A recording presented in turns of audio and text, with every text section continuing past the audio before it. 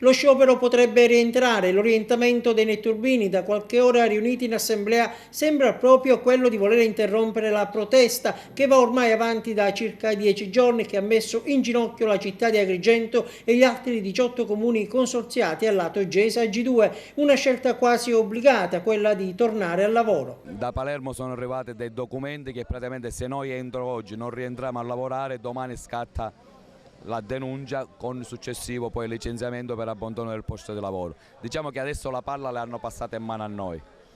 Una patata bollente. Ma più che bollente è bruciata, bruciata proprio. Speriamo di avere il buon senso di agire con il comportamento del buon padre di famiglia.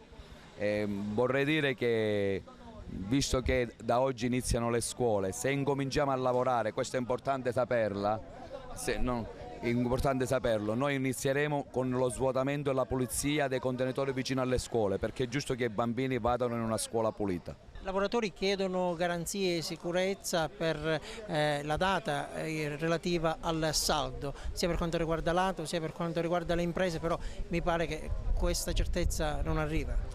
Guardi, non è che la certezza non arriva. L'altro ieri sera in prefettura si è chiuso, vi è stato un incontro, un'unità di crisi fondamentale.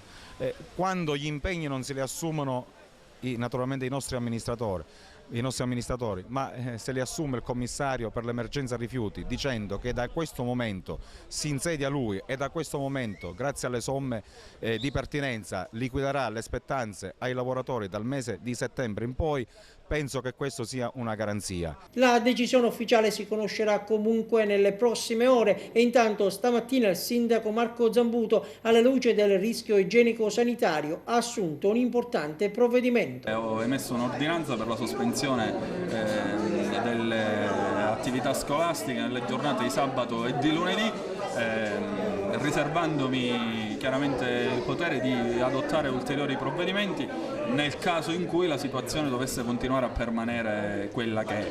Siamo dinanzi a una crisi del sistema ATO, a un fallimento della regione siciliana che ha creato un sistema che doveva portare economia, doveva portare razionalizzazione e invece ha portato a un fallimento vero e proprio.